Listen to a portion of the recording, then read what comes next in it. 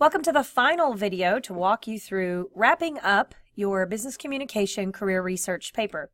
So we're basically on the last two sections at this point. I've pulled up my example paper, which you have access to, and we have a section called Other Career Interests, and then we have a section called My Rationale and Plan for This Career. So those are the two parts that you get to write about next. Now, some of this you can use your results from earlier on, although if you are pulling something that's new that you haven't looked at before, then you certainly do need to add it to your reference page. This last section, My Rationale and Plan, you won't need to probably do anything as far as citing sources, because this is going to be your actual plan. So just make sure that you talk in proper language when you're doing that part. So for other career interests, you can go back and look at your results from any of the careers that we've looked at before, from those assessments, or you could go to the BLS Occupational Outlook, because it has a similar career also. So if we go and look back on our page, which I have open here, so we've got all these Bureau of Labor statistics. So I think I've been doing like fitness trainer or something here this time, so I'll put that in there. So there's fitness trainers and instructors. And here's similar occupations. So I can click on that, and then it gives me a list of similar occupations. So I could look at this list and incorporate some of that into mine. Or you could do your personality. You could go back to your results from DISC or Myers-Briggs and look for other alternative careers there. So like my Myers-Briggs INTJ, and I've linked the Truity website, by the way, on our class website too, so you can go there and click on your letters. But they have a cool tab that's called Careers on here, so I really like this one. So you just basically go in and it talks some more about it. But then down here it tells you what are some good careers. And then you can come down here and look over those. So let's say that looking through these, I'm like, oh, well, a photographer, that might be a good one. So I could then click on that career profile and make sure. But that gives me some additional things to think about, like if you want to look and see like what do those people typically do. Wow, that's a big ad, that sort of thing. Now, again, if I am going to pull from here, then I need to make sure I add this to my page. So I'm going to copy and paste. I'm using BibMe this time. We found so many different sites for sorting these, but so I've got that on there.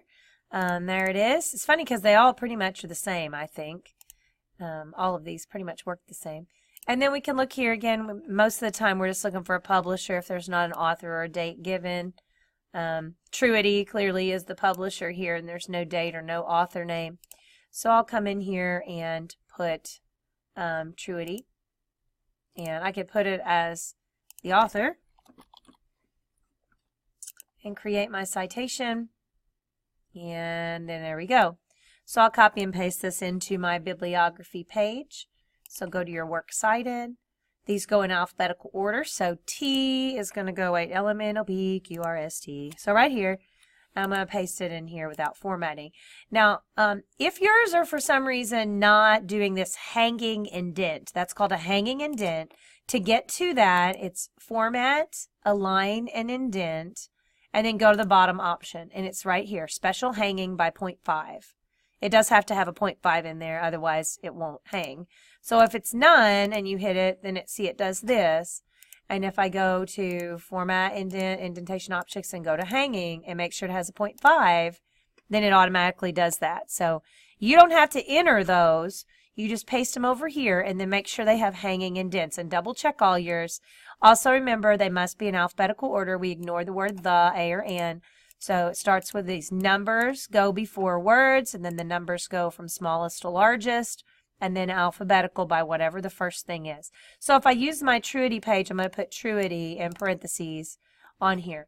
So I would come back up in here, and I would say, after reviewing my personality results as an INTJ personality, Truity, and if you say Truity in the sentence, you don't have to put it in parentheses. Truity recommended several other career options that might suit me. And then, of course, I could list a couple of those. I come in here. I said photographer was one. I could come down here and see if there was another one, like pharmacist or, you know, whatever. There's a bunch of computer ones. Web developer. Those are definitely out.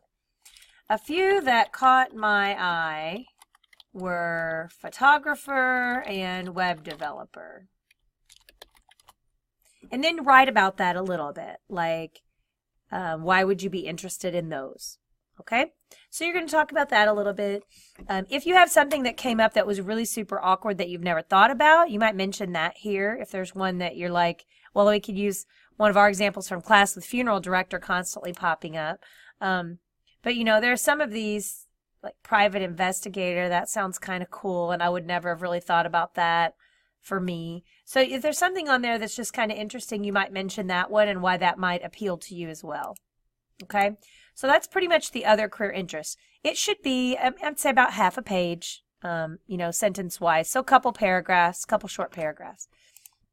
Finally, you're going to get into my rationale and career plan, and this is going to be you deciding what you need to do now and what your reason is for pursuing the career that you're after.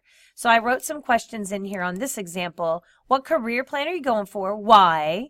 Why do you personally believe you're a good fit? What's your plan moving forward? If you're senior, what are you going to do between now and graduation to make this happen? And you don't have a lot of time. Some of you really don't have much time. So what are you going to do if you're not going to college or post-secondary education? What's your plan to try to pursue that career? If you're not a senior, what can you do over the course of the next few years? So non-seniors, you're kind of at an advantage on this one because you could look and see what are some courses that you could take here at Jackson High School that might help you out in the future to prepare for that career. You know, if I'm wanting to be an attorney, I probably should take business and personal law with Mr. Cochran. If I want to go into accounting, I probably should take accounting with Miss Kramer, and maybe banking and finance might be another class. Or if I'm wanting to go into business, then maybe management or marketing would be good classes. So think about your possible career and talk about what you might do over the course of the next few years to prepare. So not only classes, but like what kind of things could you do in your summer or your free time? Could you job shadow somewhere? Could you volunteer somewhere? You know, if I wanted to be a veterinarian, then volunteering at the Humane Society might be a really good thing for me, or Max Mission, or Safe Harbor, or some other place like that. If I'm working, can I find a job that's a little more closely related? You know, maybe I want to go into something medical. Maybe I want to try to get a part-time job working at one of the hospitals or something like that.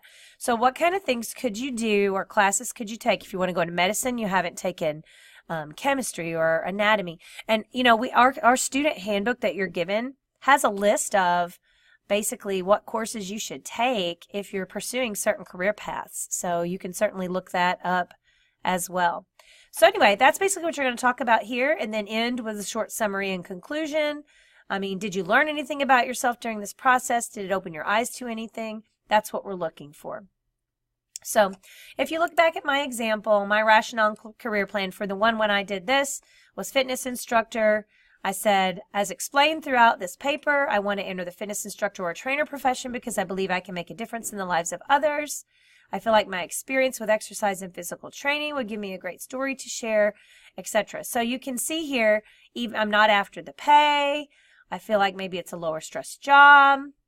To prepare for it, what would I do? Like as a teacher now, if I was going to change careers, like what kind of things do I need to do here? Like continuing and doing races or, you know, things like that that would get me ready. Here, start an online fitness channel on YouTube, or get certified in something, or get a part-time job.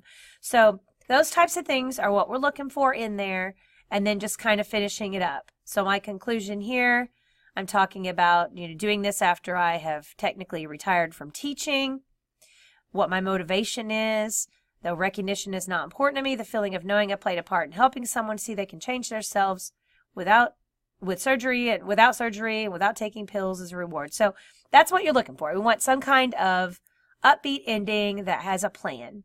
And then again, go back to your works cited, be sure they're all in order alphabetically, and that you have all those in there. So that's what we're after, folks. Hopefully you have gotten most of your paper finished and this helps you to complete the rest of it. Good luck.